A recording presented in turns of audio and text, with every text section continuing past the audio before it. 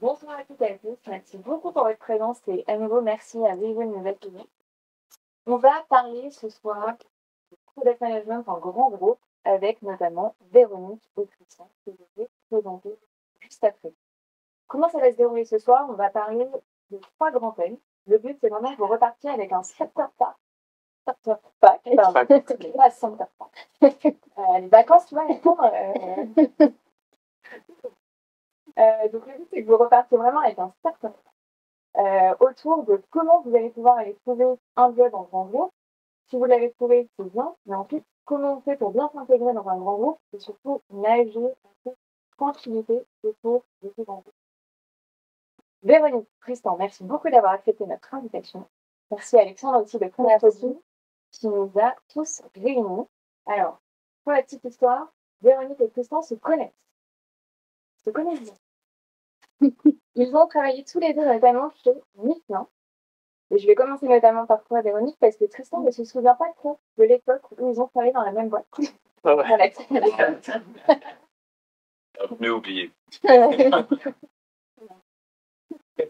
se sont surtout retrouvés lors du baby shower d'une amie commune, à l'époque où ils travaillaient chez des concurrents.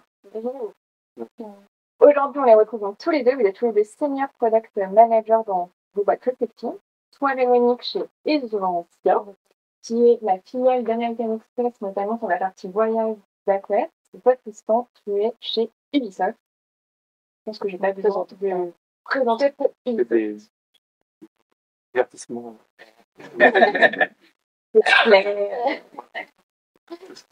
Avant d'être dans vos postes respectifs, vous avez un petit peu vadrouillé chacun de votre côté. Pour ta Véronique, tu as travaillé chez France Télévisions. Tu as travaillé auparavant encore chez Agence.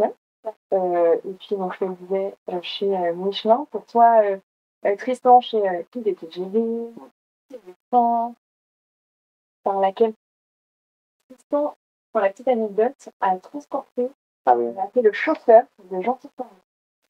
L'histoire ne dit pas s'il est rentré comme ça chez l'unité. Peut-être qu'on le saura. On va retrouver après. Vous avez tous les deux des passions. Toi, Véronique, tu fais partie d'une association.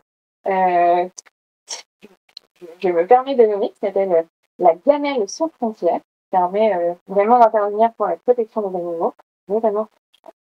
Tu fais beaucoup de running, tu fais du yoga, et Véronique est en train de préparer un trail de plus de 100 km. Franchement, bravo, bravo. Tristan, toi, tes passions, c'est plutôt autour du partage de connaissances. Tu donnes des cours dans une école, le groupe Media School, et tu as des podcasts. Deux podcasts. L'un sur les jeux vidéo et le deuxième autour des familles d'accueil. Si vous voulez en savoir plus, n'hésitez pas à leur poser des questions. À la fin du meet-up, on se retrouvera tous autour de la petite table pour boire un petit verre, donc n'hésitez pas à rester. Je vous propose qu'on débute donc le meet-up. On va commencer par cette première grande partie de avant d'intégrer un grand groupe, comment on fait pour trouver un job en grand groupe? Et la question que j'ai envie de vous poser, c'est comment, à 30 ans, un peu plus, on arrive à trouver justement un job qui va nous correspondre. Non, vas-y, je t'en prie. Ouais, on tient comme ça. Bon, j'espère que je vais essayer de parler quand même fort pour tout le monde. Du coup, bonjour quand même. Donc là, pour cette première question, trouver un job dans un grand groupe, bon, c'est un petit peu comme trouver un job déjà n'importe où, hein, au niveau de la manière de le trouver. Globalement, vous allez aller sur les réseaux sociaux de recherche d'emploi, etc. Regarder un peu tout ça. Donc, en tout cas, pour cibler au début ce travail, on est plutôt sur deux éléments. C'est le poste qui correspond à ce qu'on a pu déjà faire ou ce qu'on a envie d'appliquer, et aussi bien sûr la structure derrière. Qui dit grand groupe dit des choses qui sont plus ou moins connues et attirantes, voilà, quelque chose qui peut être prestigieux et qu'on a envie d'intégrer. Ouais, déjà, premier point vraiment sur ça. Je sais pas si tu veux rajouter. Non, je pense que en effet t'as tout dit. Merci. Non, en effet, les canaux communs de recherche d'emploi et en fait l'avantage, je dirais, des grands groupes, c'est que en général ils communiquent assez bien sur ce qu'ils portent comme valeur. Et donc moi, ce que je trouve intéressant, c'est en effet quand on démarre une recherche d'emploi, c'est de connaître ses propres valeurs et ce qu'on va aller chercher en fait dans ce grand groupe pour démarrer. Voilà. Après. Et alors une fois qu'on a bien trouvé bonne synchro au niveau de ces valeurs, comment vous préparez la partie entretien quand vous allez aller à la rencontre? Est-ce qu'il y a une différence? Vous avez des tips?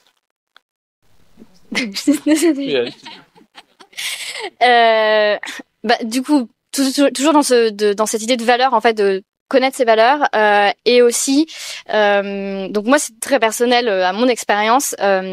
Qui dit grand groupe, on peut se dire parfois gros setup des internets, l'équipe sait exactement ce qu'elle fait parce que c'est un grand groupe, donc ils connaissent le product management. En fait, pas réellement.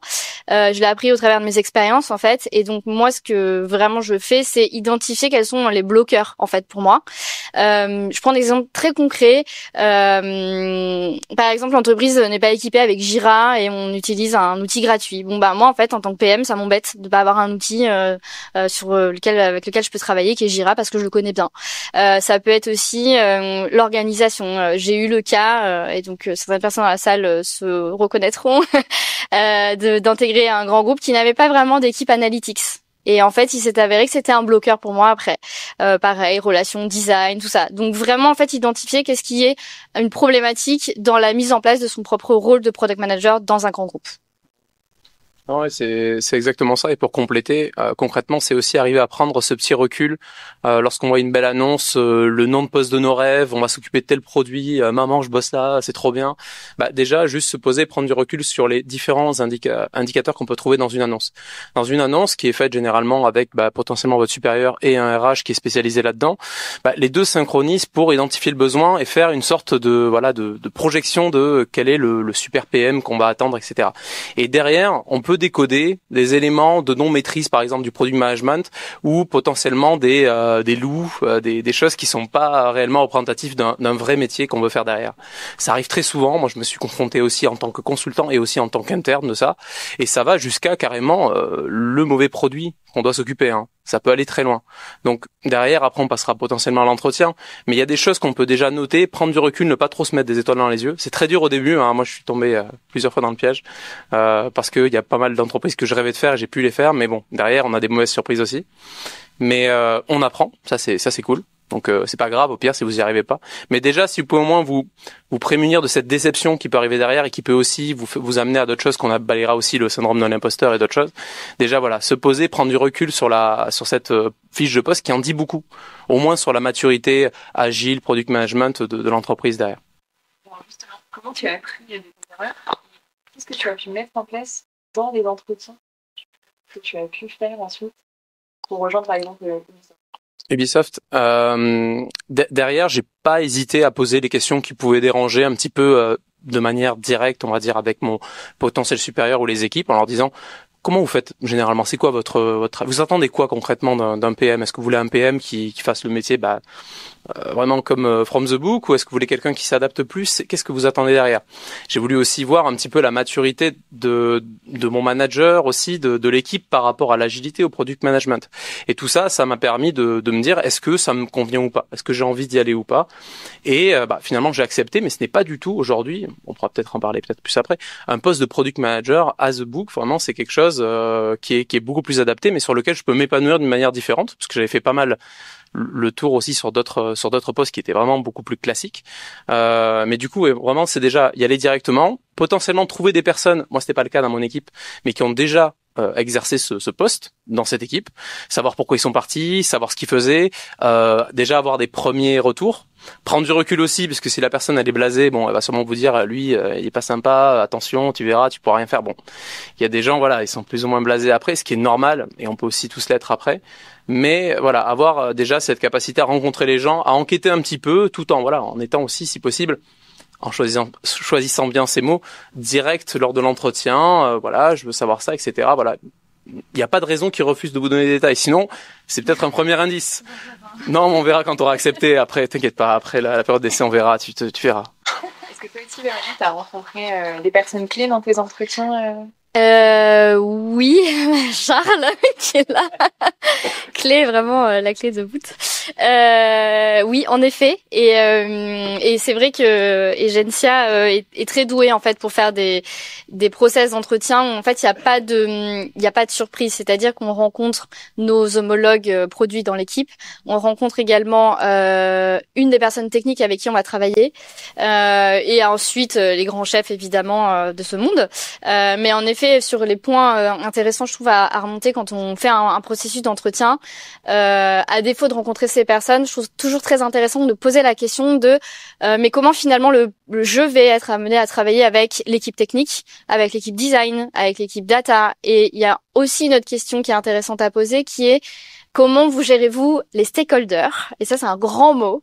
Et en fait, parfois, on parle on est dans une organisation très agile, mais en fait, on est agile au niveau du product. On n'est pas vraiment agile au niveau de la transversalité dans l'entreprise. Et en fait, c'est là où parfois ça peut commencer un peu à bloquer. Et donc, c'est vrai que c'est des questions que je trouve intéressantes de poser, et aussi comment poser à la question, si on a la chance de voir un stakeholder, de comment tu perçois le produit, qu'est-ce que c'est pour toi le produit, ce genre de choses en fait qui je trouve sont assez intéressantes pour voir dans quel milieu on met les pieds. Et alors, il y a un moment, vous avez passé des entretiens, vous êtes pris dans les différents postes auxquels vous avez postulé. Comment on fait son choix entre deux jobs sur lesquels vous avez mis? Bah les dollars, non? Les dollars.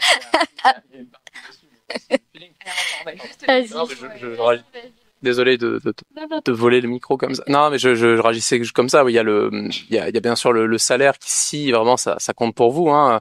Et après, bien sûr, l'entreprise, tout ce qu'on peut avoir dit, quoi. L'entreprise qui représente pour vous, le produit derrière, si vous avez envie de bosser là-bas, et le feeling que vous avez eu à l'entretien. J'ai envie de travailler avec ces gens-là, et le combien. Voilà, c'est généralement les trois. On m'a souvent dit, c'était les trois facteurs motivants, hein, le qui, quoi et combien.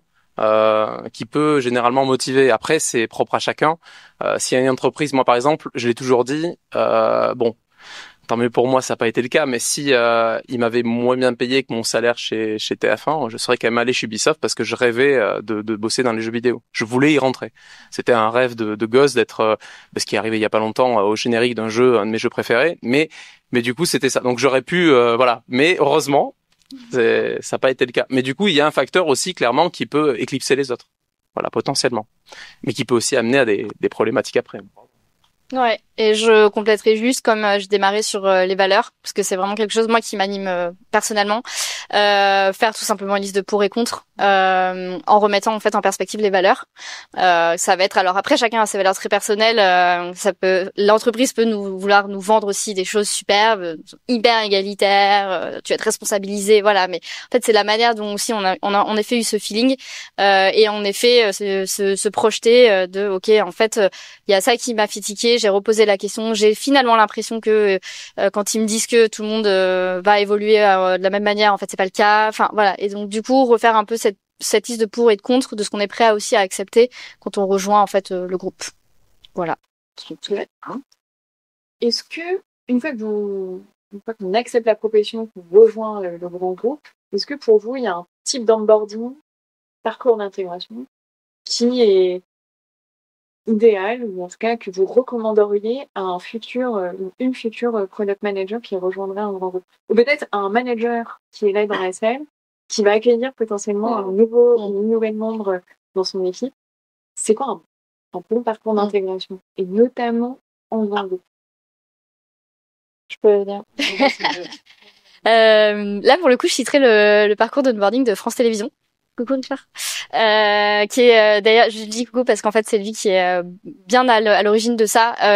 En fait, on avait un parcours chez France Télé qui était vraiment chouette, qui était en fait une liste de toutes les personnes que tu dois rencontrer, donc que ce soit les PO, les PM, et Dieu sait qu'il y en avait, mais également en fait justement voilà toutes ces parties prenantes de 30 minutes de bonjour, moi je suis là, je viens d'arriver, voilà ce que je fais, qu'est-ce que en fait tu attends de moi en tant que product dans cette équipe, quelles sont finalement aussi de manière très terre à terre et transparente tes problématiques avec l'équipe dans laquelle je travaille, pour partir en fait d'une base assez saine, et ça je trouvais que ça fonctionnait super bien chez France Télé, aussi parce que qui dit gros groupe dit quand même grosse organisation et c'est pas toujours hyper facile de savoir qui fait quoi, qui travaille où.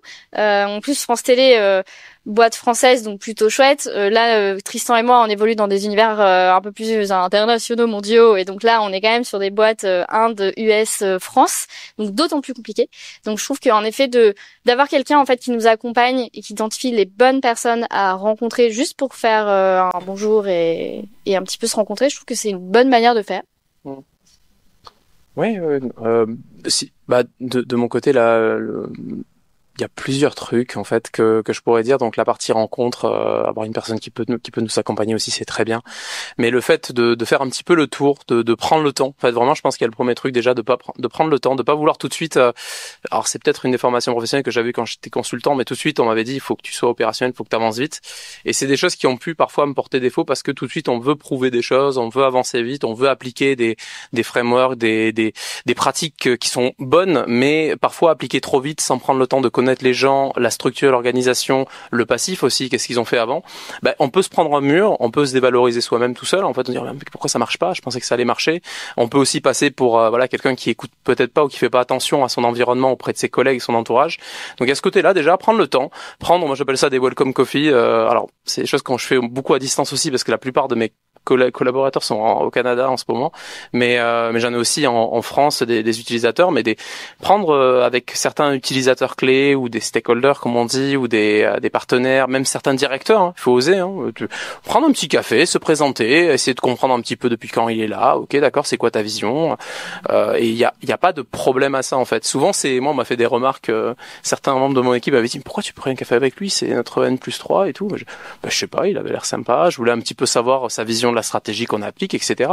C'est bien de comprendre pourquoi on applique ça aussi. C'est ce qu'on vous demandera, vous en tant que PM, c'est de porter une vision. Si derrière ça s'arrête un petit peu trop vite après les 6 mois, 1 an, ouais, c'est ce qu'on avait décidé. Non, mais si tu sors un historique, tu racontes une histoire et tu pousses le storytelling à ton équipe, c'est quelque chose qui donne du corps à ton poste et c'est intéressant. Donc vraiment se prendre le temps, rencontrer les gens, voilà, ça dure, et faire des choses auxquelles vraiment qui ont du sens et qui ont un impact, qui vont pas être balayées après parce qu'on s'est dit finalement ouais j'ai fait ça au début mais ça fallait pas, mais bon j'ai voulu prouver mon truc quoi. Mais donc c'est vraiment voilà, prendre le temps déjà, premier truc. Est-ce qu'il y a une différence avec version que mettre en interne dans un labo? Oui, clairement. Enfin, j'ai fait du coup 2 onboarding en grand groupe hors consulting. Quand on est consultant, on te demande tout de suite d'être opérationnel. Généralement, tu as une fiche de mission qui est beaucoup plus claire, qui est établie. Souvent, tu peux remplacer quelqu'un qui a fini sa mission avant toi. Donc, globalement, ton starter pack est beaucoup plus défini. Donc, c'est plus simple quelque part. Voilà, tu réponds à des choses. Après, c'est à toi si tu veux aller plus loin. Tu sais que tu as un cadre qui est plus établi. Quand tu arrives, tout dépend si c'est une création de poste ou s'ils n'ont pas l'habitude ou si c'est voilà, tu remplaces quelqu'un. Il y a toujours c'est différent parce dans un CDI ou quand tu rentres vraiment en salarié, on essaie d'abord de te pousser la culture, de vraiment te laisser entrer dans la boîte. C'est différent. Même la boîte te fait comprendre que voilà, prends ton temps aussi.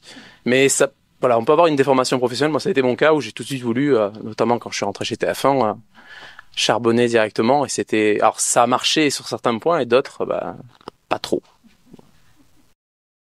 Sur la partie,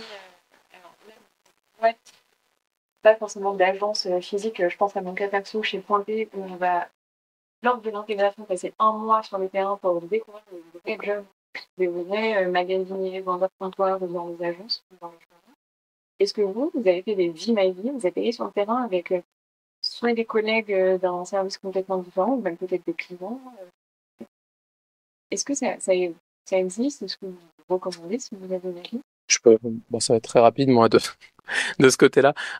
Oui, on en a fait, voilà.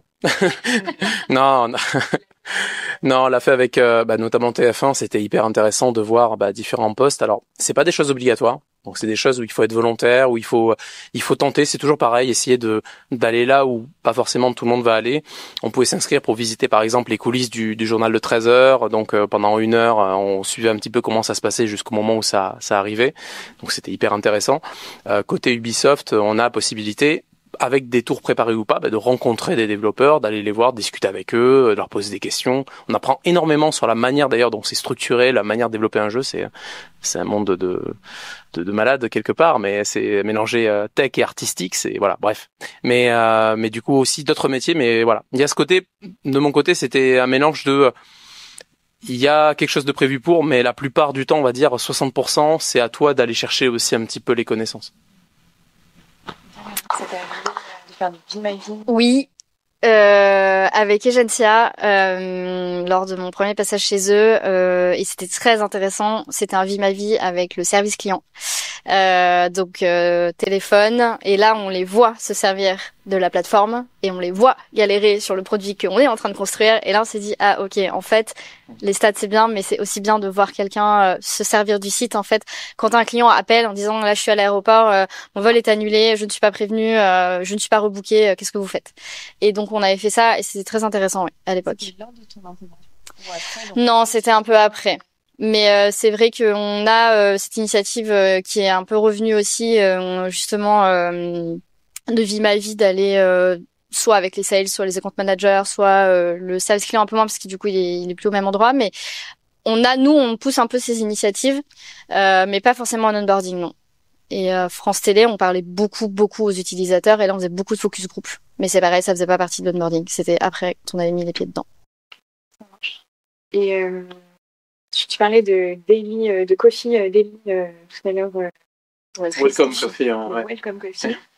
Tous ces moments un peu off, un peu informels qu'on peut créer avec ses collègues ou autres membres de l'équipe. Est-ce que vous iriez, par exemple, comme ce soir, à un meet-up avec vos collègues dès le début? Je pose la question parce que j'ai eu un petit débat avec un ami il n'y a pas longtemps qui me disait moi, taf après 18h, non, c'est pas possible. Dans un meet-up en plus, j'ai texté toute la journée, c'est pas possible.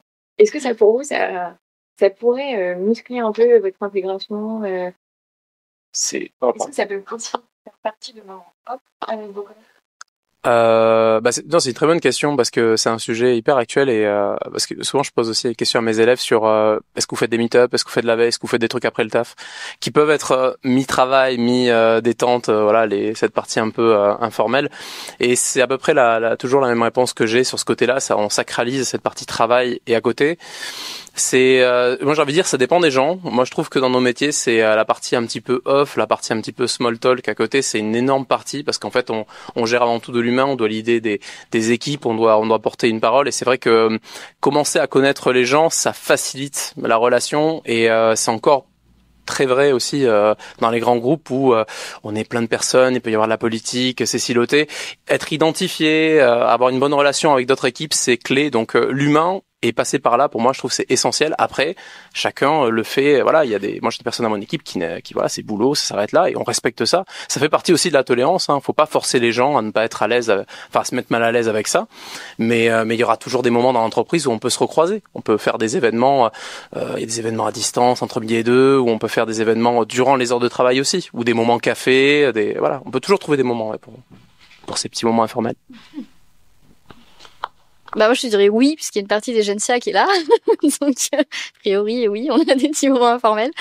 La partie meet-up, pour le coup, moi c'est quelque chose que j'essaie de pousser beaucoup chez Gencia, parce que c'est quelque chose que j'adore et qui me fascine et qui me passionne. Donc clairement je les bombarde. Bon, une chance sur 10, tu vois, sur les 10 bombardements que j'ai fait, j'ai une fois où ils sont venus, ils sont là ce soir. Et après je les ai payés, c'est pour ça les dollars, tu sais.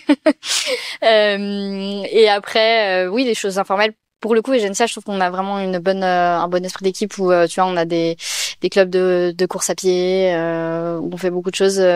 Alors, pause déj, un peu en dehors du boulot aussi, mais où on a quand même en fait, ouais, un esprit d'équipe en dehors de l'équipe. Aussi, je pense parce que Covid, télétravail.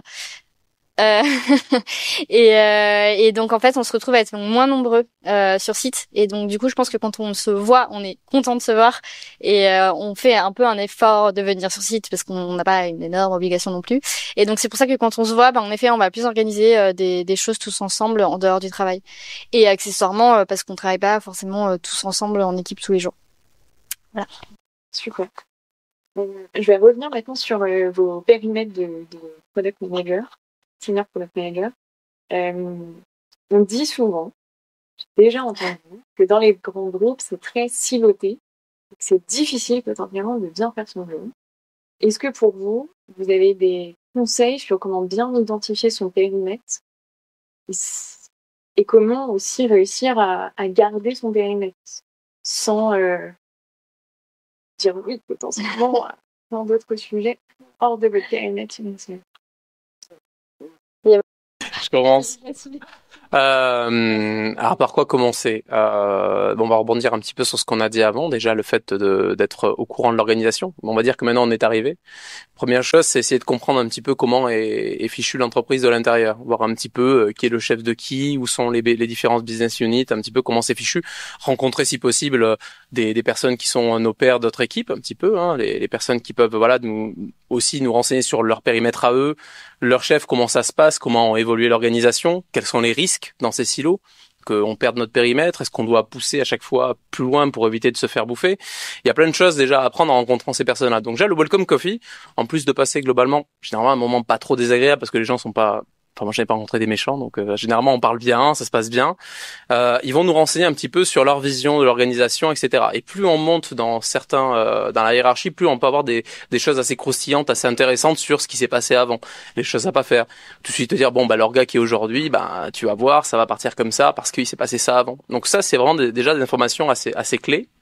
Après, t'as dit un autre truc. Après, j'oublie peut-être des détails, mais on y reviendra. Mais sur le fait de dire oui à des choses qui sont pas forcément chez nous, très vite, essayer aussi de comprendre son périmètre en ne pas hésitant dans les premières semaines, premiers mois, voire plus loin, de faire des petits points de synchro avec son manager ou son CPO, en fait, qui est votre supérieur.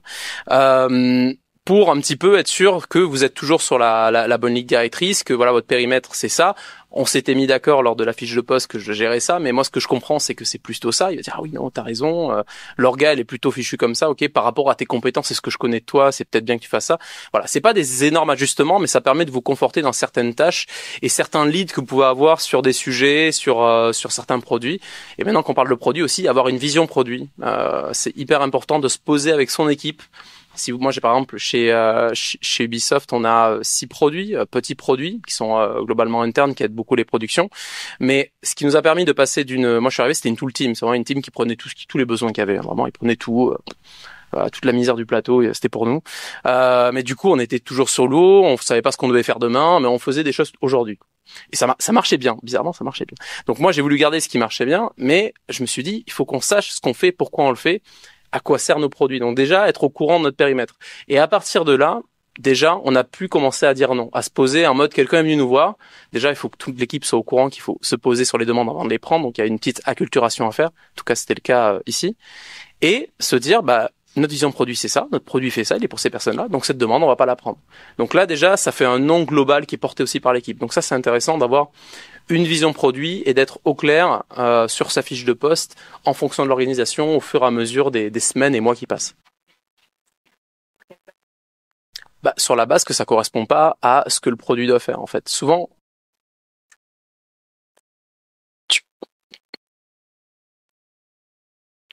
en fait, nos produits sont imbriqués en fait. Ça veut dire que notre produit va être connecté à notre produit, qui va être connecté après avec une production. Je vais pas vous détailler les aspects techniques, mais globalement, parfois le lead d'une évolution, c'est un petit peu compliqué à savoir. Donc dans le doute, ils vont voir les premières personnes qu'ils trouvent et certaines personnes, sachant comment on fait, vont aller pousser le produit un peu plus loin pour ajouter des fonctionnalités qui sont pas normalement sur ce produit-là. Voilà. Déjà, c'est ce point-là. Donc déjà, pouvoir dire non pour dire, nous, notre produit fait ça. Par contre, tu peux aller voir tel team qui fait ça. Déjà, ça permet de clarifier même pour nous et à la fois pour le produit à côté, parce qu'il doit faire cette fonctionnalité-là. Donc déjà, il y a ce point-là. Et après, oui, il y a des métriques à ajouter derrière si besoin. Dans notre cas, c'était pas le cas encore aujourd'hui puisqu'on met encore beaucoup en place de métriques, mais déjà c'était juste le b.a-ba du truc, notre produit ne fait pas ça. Alors les silos, en fait je dirais ça dépend entre la boîte française et la boîte américaine. Tu vois la différence entre eux? Ouais, je trouve. Alors, je parle vraiment au niveau du produit. Je vais même pas parler des silos entre les autres typologies de professions, les account managers, voilà. au niveau du produit, je trouve que pour avoir fait 2 boîtes françaises et 2 boîtes américaines, si c'est la même, la boîte française, on était vraiment en effet assez attachés à nos périmètres. On se marchait un peu sur les pieds, compliqué de savoir quel est ton champ d'action sans froisser trop les gens, et aussi parce que aussi un peu de difficulté à savoir vers quoi on va. Côté groupe américain, je trouve que c'est très différent. Et en tout cas, enfin après je suis peut-être naïve et mes collègues vont complètement me dire que j'ai tort, mais en fait je trouve que pour le coup, pour citer Egencia, en fait on est une équipe et on va vers un objectif commun. Et en fait, moi je travaille dans l'équipe air, donc aérien, réservation de billets d'avion pour les pros. On est une armée de PM, mais en fait il y a pas de précaré. C'est mon équipe est en galère, j'ai pas la bande passante de faire ça. Toi t'as le temps. Bah allez, fais-le. Parce que en fait, la stack technique, et c'est aussi une des raisons pour lesquelles moi je suis revenue dans ce groupe-là, puisque je trouve que la stack technique clairement fonctionne très bien. C'est-à-dire que tout le monde peut coder chez tout le monde. Alors les développeurs me diraient ouais c'est un enfer parce que tu me mets des bugs bloquants en prod, mais moi je trouve ça génial parce qu'en fait, si je suis bloquée et que l'équipe d'à côté n'a pas de bande passante, je peux le faire moi en fait et le faire valider par cette équipe et avancer en fait. Et du coup, je trouve que en tout cas chez Egencia, et je fais pas une généralité parce que j'ai bossé que chez Egencia pour un groupe américain, on n'a pas du tout ce truc de silo, on est plutôt vraiment ok, on débloque les trucs, on avance et on avance réellement. Pour certaines expériences dans des groupes français, je suis repartie, la roadmap avait pas réellement bougé, il s'est passé entre 3 et 6 ans. Donc du coup ça Normal. c'est agile. Et alors, est-ce que tu aurais pu identifier ce qu'on peut appeler les red flags Ah, ça, c'est ton sujet, ça.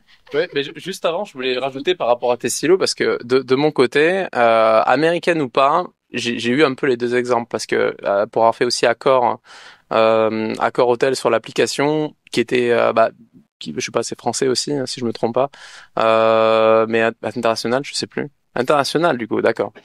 C'est c'est un groupe français, mais qui est en résidence internationale, un petit peu comme Ubisoft. Du coup, dans ces deux expériences internationales, et après au milieu, j'avais fait Bouygues Télécom et TF1. J'ai pas vu enfin, il y a eu un petit peu, parfois le bordel, parfois pas le bordel, parfois des silos, on va dire, où les gens vraiment tenaient leur périmètre comme si c'était leur vie. Pour moi, ça dépend vraiment de la maturité des personnes qui tiennent les périmètres, parce que TF1, on était une boîte française, mais enfin, on est toujours une boîte française, TF1. Mais du coup, derrière, les personnes, voilà, si on s'entend bien avec eux, ça pouvait passer bien. Il y avait ce côté, on s'aide, etc. D'accord, c'était un peu plus compliqué. Après, c'était un cas particulier de refonte, etc. Mais moi, j'ai envie de dire, c'est surtout la maturité des personnes aussi, d'où le fait qu'il faut les connaître, et aussi leur boss.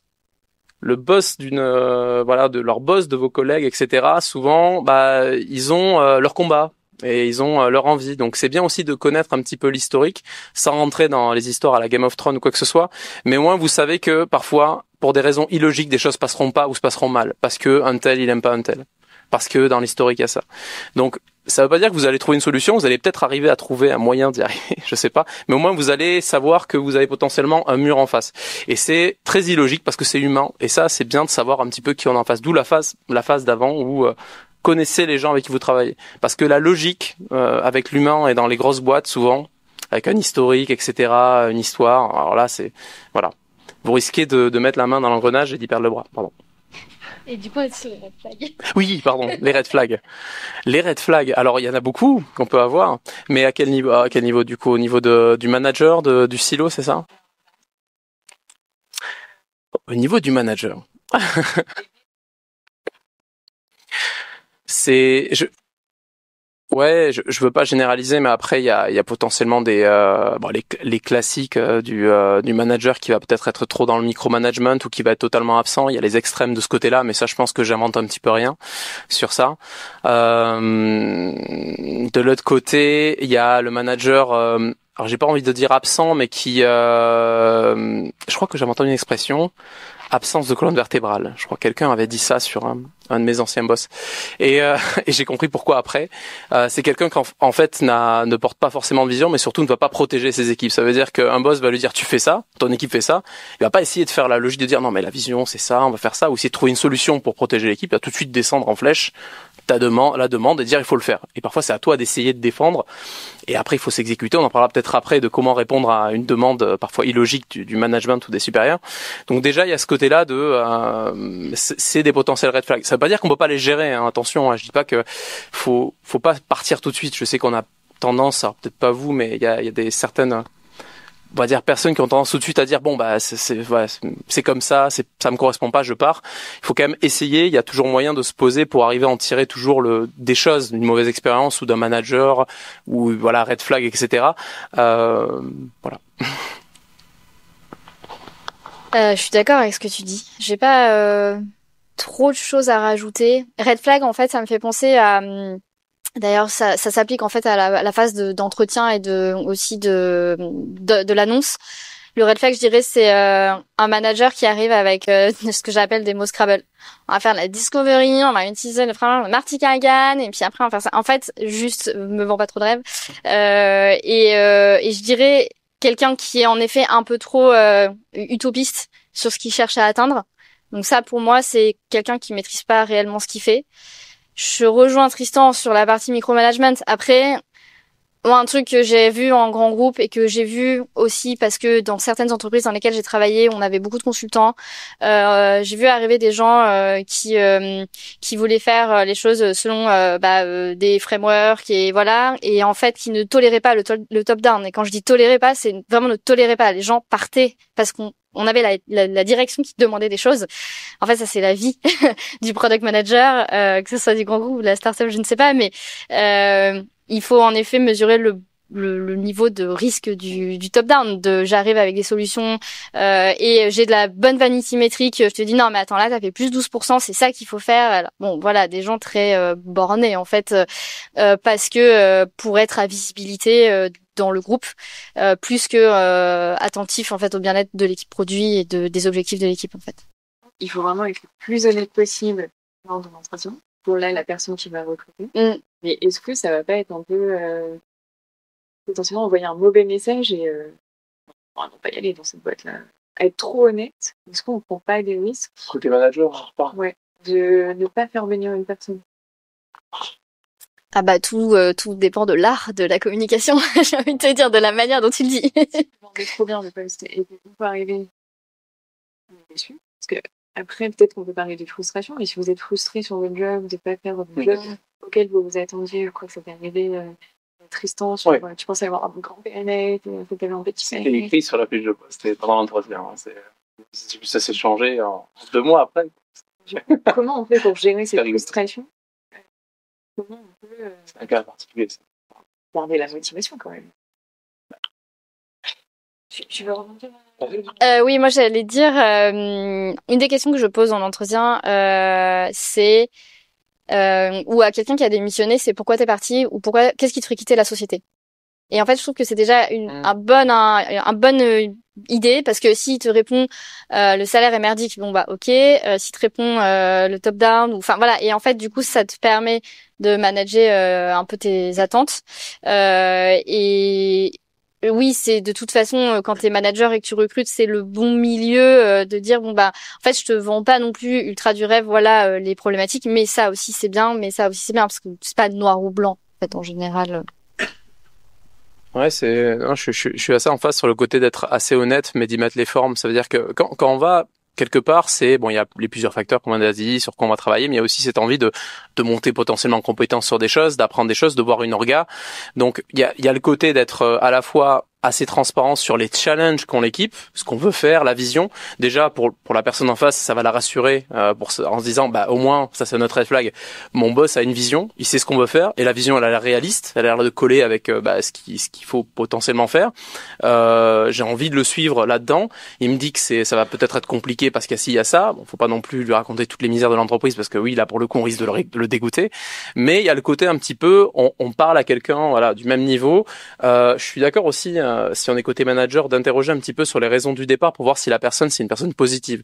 Si tout de suite, elle va nous balancer, oui, non, mais il voulait pas faire ci, il voulait pas faire ça, c'était trop top-down, il voulait pas suivre la vraie méthode Scrum, from the book, moi j'aime pas, ou il y a si.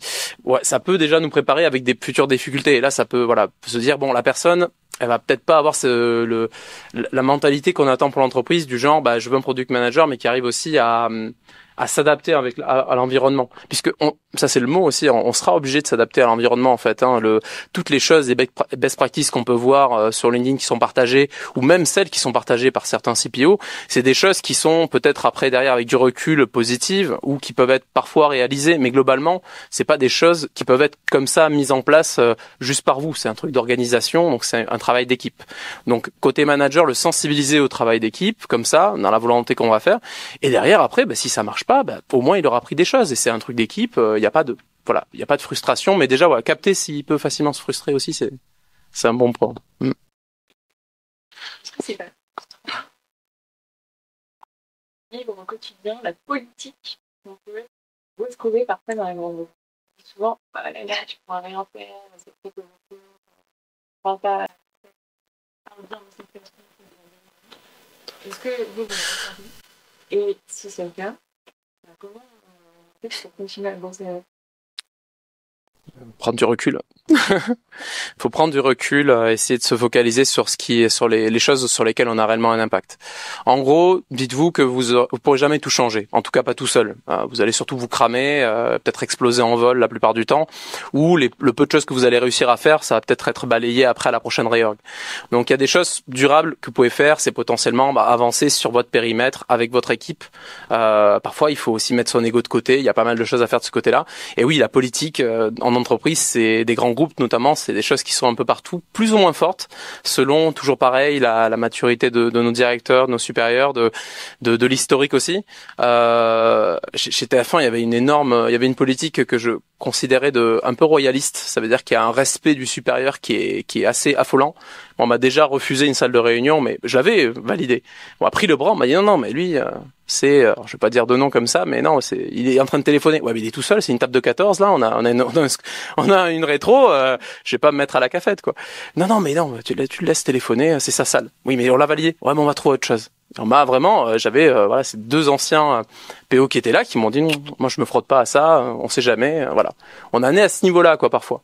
Donc ça c'est des cas un petit peu extrêmes, mais après il y a vraiment ce respect de la personne parfois, ça peut nous mettre des bâtons dans les roues ou pas si on arrive potentiellement à passer entre les mailles de ça ou à trouver les bons sponsors aussi, mais là on y revient toujours. Ouais. Toi, c'est facile de trouver des sponsors, Véronique? Oui. Alors, j'ai été à bonne école. En vrai, je suis très bien mentorée par quelqu'un actuellement. Je rejoins ce que dit Tristan. Moi, ça m'a toujours fait rire quand je suis arrivée, jeune et naïve. Maintenant, je un petit peu plus de vieillesse. Où en fait, c'était là, ouais, mais là, c'est le CTO, c'est le CPTO, c'est le CPT, le VP, machin. Oui, enfin, ça reste juste un homme, un humain, une femme. Enfin, juste, ok, il a un pouvoir de décision, certes, très fort dans la société. Mais ça reste quand même un humain à qui tu peux parler et en fait qui est certainement très content de te parler parce que finalement ils sont peut-être un peu saoulés de tous ces gens qui viennent les voir pour leur cirer les chaussures.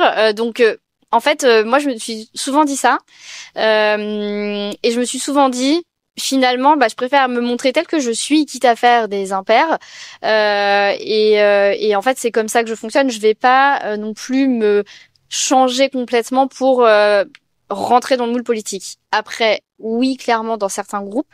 Alors après, France Télé, c'est même pas un exemple, parce que France Télé appartient au gouvernement, donc il y a de la politique. Mais c'est une autre politique. Et Gentia, oui, t'en as, en fait, de la politique. Il faut juste, en fait, savoir jusqu'à quel niveau tu veux aller. Moi, je suis plutôt la team humble et voilà... certainement bien faire marcher mon réseau. J'arrive pas avec des gros sabots comme certaines personnes peuvent le faire, mais c'est vraiment une technique. Après, en fait, la politique, tu l'as choisie aussi en fonction de là où tu vas arriver et de ce que tu as envie de faire dans la hiérarchie, quoi. De toute façon, plus tu avances, et moins il y a de place. Donc, de toute façon... C'est un moyen aussi de réussir à faire briller son produit d'une façon un peu différente, un peu... Ouais, c'est sûr. Honnêtement, moi je trouve ça très intéressant dans les grands groupes, c'est en effet la manière dont tu peux packager ton produit. Moi j'ai vraiment eu un choc des cultures quand je suis arrivée de chez Michelin. c'est Michelin, c'est la famille. En plus, moi, je viens de Clermont-Ferrand, donc autant dire que Michelin, c'est ma famille, quoi. Donc Michelin, la famille, tout le monde est la méritocratie et tout. Et puis t'arrives dans un groupe qui déjà sait faire de l'internet. À l'époque, Egencia appartenait à Expedia, et où en fait ça déroule, quoi. Et du coup, t'es là, bon ok, en fait, les Américains, ils sont très amazing, wow, ciao. Et moi, j'étais là, waouh, c'est quoi ces gens? Et en fait, c'est la manière de travailler. Et en vrai, tu adhères ou pas. Mais c'est vrai que si tu adhères, clairement, t'es visible. Et quand t'es visible, du coup, tu rentres un peu dans le jeu de la politique et des augmentes et des évols. Enfin, voilà. Et tu fais briller aussi un peu ton produit. Non, mais je suis oui, totalement rentré dans ce petit moule un petit peu politique aussi, d'aller voir les personnes et jouer le jeu. Bien sûr, ça va mettre en avant le produit. Après, il faut aussi le faire de la bonne manière, on va dire. Voilà, par exemple, en rencontrant les personnes, pas forcément juste en suivant on va dire les attentes basiques du poste, en fait. Donc, d'où le fait de rencontrer les personnes au début. J'ai juste un truc pour finir sur la partie on va dire pas silotage, mais la partie sur sur les boss et la politique. S'il y a un truc à retenir, et c'est quelque chose qu'on fait naturellement, et vous allez me dire j'enfonce une porte ouverte, mais il faut éviter de mettre sur un piédestal ses supérieurs, notamment dans les grands groupes. Pas parce que vous allez le faire naturellement, mais parce que l'ambiance fait que, voilà, c'est un tel, vous le voyez pas souvent, les gens s'arrêtent de parler quand ils passent. Il y a une ambiance qui fait que naturellement, surtout quand on commence à être là depuis un moment, il y a une distance qui se crée avec certains supérieurs. Et ça, conseil, c'est essayer parfois de la briser, essayer de le rencontrer. Généralement, comme je sais plus utiliser, c'est des gens qui veulent parler aussi d'autre chose que juste est-ce que tu peux m'aider à prioriser ça, j'aimerais faire une réunion. Non, essayer de les rencontrer aussi, c'est pas mal, mais surtout voilà, ne pas les mettre sur un piédestal. Je pense que c'est la plupart c'est une erreur qu'on fait à peu près tous, même si on se dit non, en fait, je m'en fous, je pourrais aller le parler, mais ça m'intéresse pas. Mais parfois, ça pourrait être intéressant, en tout cas pour votre produit, ça pourrait être intéressant pour vous aussi. Ça pourrait vous apprendre aussi sur l'orgasme, sur l'historique, il y a plein de choses, mais on préfère aller ça, mais c'est quelque chose qui peut arriver très souvent, moi je trouve, dans les grands groupes. Moi ça m'est arrivé deux, trois fois, on va dire, globalement. C'est des phases très régulières quand le résultat, l'ambiance, l'image qu'on fait, les résultats n'ont pas vraiment l'écho, ne sont pas ce qu'on attend, alors qu'on pense qu'on a tout bien fait, qu'on a vraiment beaucoup travaillé, mais on s'est pas posé ces questions existentielles de j'ai qui en face. Qu'est-ce qu'ils attendaient réellement de moi? Est-ce qu'ils attendaient que je fasse vraiment un super travail de PM ou juste que je fasse le travail qu'ils attendaient d'un PM? Et cette question-là, elle est fondamentale parce qu'en fait, souvent, faire ce qui est pour vous de l'excellence et mettre au profit toutes les compétences que vous avez acquises précédemment, en fait, c'est pas ce qui est attendu derrière. Même si c'est les meilleurs du monde, en fait. C'est ça qui est ouf. C'est que derrière, en fait, parfois, ils attendaient juste une chose simple et eux, ils se rendent pas compte du mal, c'est c'est quand même de la frustration qui crée chez vous et de ce mal-être qui peut être engendré parce qu'en fait, ils se disent juste, nous, on pensait que t'étais là pour ça. Donc si on peut éviter ça, la plupart du temps, c'est essayer le plus souvent de s'aligner avant de se lancer là-dedans et peut-être se poser les questions, pas forcément de son côté à soi, en mode c'est moi qui ai mal fait les choses. Donc il y a ce côté-là et en parler autour de soi aussi, aux PM, aux autres PM autour de soi. Et aussi, si possible, alors c'est un truc que vous avez dû entendre partout, mais faire un petit mur des trophées. Se rappeler un petit peu des choses sympas qu'on a faites si on est là depuis longtemps et ou précédemment pour se dire je suis pas si pourri que ça en PM finalement, ça va. Voilà. Oui, c'est une bonne idée. En plus, ça sert quand tu fais ton éval annuel après, parce qu'évidemment dans les grands groupes, t'as des process pour les évals. Moi, le syndrome de l'imposteur, je pense que l'exemple qui me revient en tête, et quand t'es arrivé, Charles, je t'ai dit, tu es mon exemple de syndrome de l'imposteur. Quand je suis arrivée chez Egencia, mais ça n'a rien à voir avec la personne, il est adorable, on l'aime beaucoup, par ailleurs. Il est très drôle. Là, il est tout rouge. Non, en fait, je l'ai eu parce que j'ai quitté un groupe dont l'internet n'était pas le cœur de métier, et pour rejoindre un groupe dont l'internet était le cœur de métier. Et donc je suis arrivée dans une équipe de product manager où les mecs c'était des killers. Ils maîtrisaient ultra bien tout. Et en plus sur un produit qui était difficile parce que l'aérien c'est quand même très compliqué. Il y a 2 pages devant, mais derrière il y a beaucoup de choses. Et en fait, je suis arrivée et mon boss me dit tiens, on a 300 000 lignes de commentaires clients, amuse-toi. Et là, je me suis dit mon Dieu, je ne sais pas quoi faire. de quoi il me parle, ce monsieur. Et en fait, je discute avec les PM et ils ont l'air tous hyper à l'aise avec la donnée. ouais, mais c'est facile, tu vas dans Adobe, tu fais un extrait, truc machin, nanani, puis dans S3, et là j'étais là, oh mon dieu, mais attends, mais moi je sais pas du tout faire ça, mais en fait les mecs se sont trompés, en fait. Genre ils ont pas pris la bonne personne. Et donc j'ai vraiment un souvenir assez, ouais, vraiment je me suis dit, ok, je suis pas la bonne personne pour ce poste. Et en fait ce que j'ai fait, c'est que cette super équipe de PM était très bienveillante et du coup super comme je dis, et donc je me suis rendu compte que finalement je pouvais poser des questions et que c'était vraiment ok de dire en fait je ne sais pas faire ou je ne comprends pas l'objectif, et ça rejoint ce que tu dis en fait de qu'est-ce qui est attendu par le manager et ou le demandeur, et donc j'ai discuté en fait un petit peu avec toutes ces personnes et je me suis dit ok, donc en fait moi là ça fait 6 ans que j'ai pas fait un tableau croisé dynamique, je vais commencer petit, et je me suis rendu compte que du coup superbe équipe analytics qui m'a appris beaucoup de choses, et donc j'ai juste fait des micro-sessions de 30 minutes avec notre directrice analytics maintenant, où je lui ai dit ok là j'arrive pas à tacler ça, et en fait c'était hyper efficace, et je me suis vraiment appuyée sur tout le monde, même si c'était quand même difficile parce que du coup t'arrives et t'es là oui donc je suis PM, oui ça fait 5 ans que je fais du produit, mais a priori je sais pas du tout faire ce que tu me demandes, donc c'est super, tout va bien, et donc voilà en fait c'est comme ça que je l'ai fait, et que j'ai continué à le faire parce que même si vieille branche que je suis dans le produit depuis 2011, en fait t'as toujours des choses à apprendre, et je trouve que alors, en tout cas ce qui fonctionne avec moi, le fait de m'appuyer sur des gens qui savent, ça aide vachement en fait à avancer et à te crédibiliser aussi toi-même, et parce que t'as beaucoup de sociétés on a le droit à l'erreur et tout, mais pas trop quand même. Ça c'est pareil, c'est des belles phrases que tu peux entendre en entretien, et en fait c'est le cas, ça existe, mais clairement moi c'est vraiment mon exemple le plus frappant de mon syndrome de l'imposteur. Puis bon, je suis revenue. Il y a un côté assez rassurant dans ce que tu dis parce que ça montre aussi que dans les grands groupes, il y a des gens compétents. Oui. En produit, en data, en design, en général un peu. Et c'est un peu ma question d'ouverture. Est-ce que ça veut dire que le produit va continuer de s'implémenter dans les grands groupes, et est-ce que du coup, si là on a des personnes qui ne sont pas encore, allez-y en fait, soyez quand même rassurés, il y a des gens très compétents entre vous et vous allez pouvoir vraiment faire du produit. Ouais, moi je trouve que c'est vraiment hyper formateur.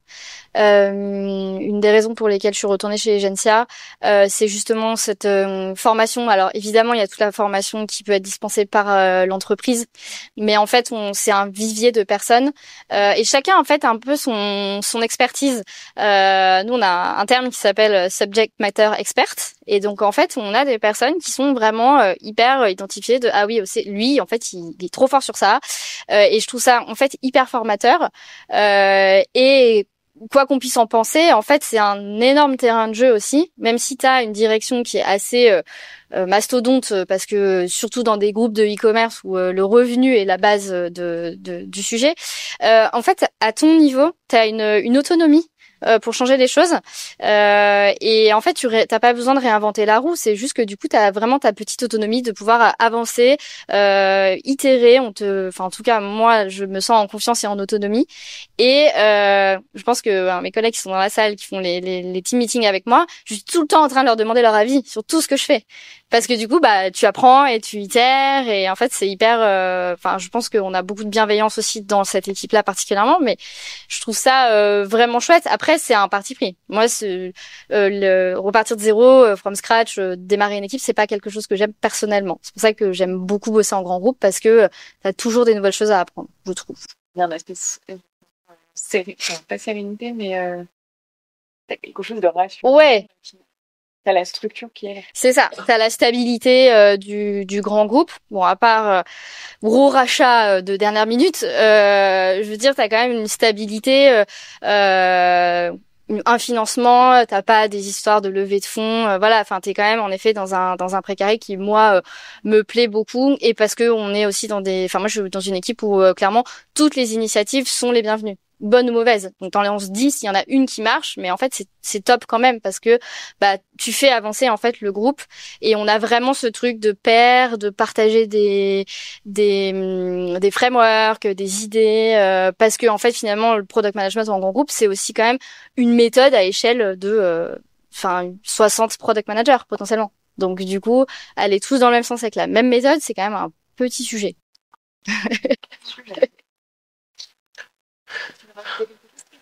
Ou est-ce que tu veux passer au takeaway? Ouais, non, mais sur le product management, pardon, sur le product management en grand groupe, juste pour compléter ça, j'ai envie de dire, ça dépend. Enfin, déjà juste avant, tu parlais des trucs pour le syndrome d'imposteur. Juste pour finir, tu disais un truc qui est totalement vrai, je veux l'appuyer, c'est le fait de pas avoir honte de dire je ne sais pas. Et limite, ça permet aussi de découvrir un petit peu les personnes qui t'entourent. Là, tu vois, par exemple, tu parlais de bienveillance de l'équipe derrière. Si les gens derrière t'accueillent en disant, bah, c'est ton taf de savoir, en fait, et vraiment le truc que toi tu redoutes quand t'as le syndrome de l'imposteur, bah, c'est que t'es peut-être pas au bon endroit ou c'est qu'il y a un souci dans l'équipe, en fait, et que c'est pas forcément toi. Généralement, voilà, faut arrêter ce mythe du super PM. En fait, ça c'est quelque chose qui est hyper toxique pour soi-même.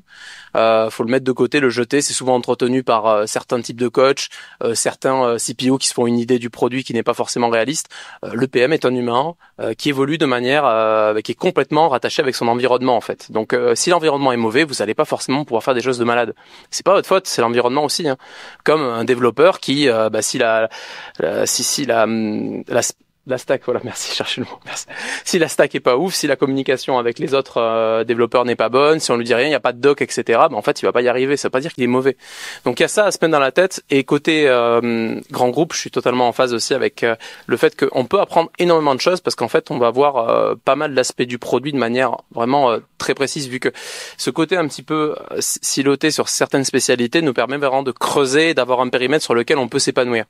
Et donc ça, c'est hyper enrichissant. Après, selon les profils, toujours pareil, hein, selon vous, vous allez avoir envie de toucher à plein de choses. Et là, c'est pas la même chose. Vous n'allez pas pouvoir faire du juridique, vous n'allez pas pouvoir faire peut-être du design, tout dépend de votre type d'équipe. Mais là, vous n'allez pas pouvoir vraiment aller sur les outils de design ou autre.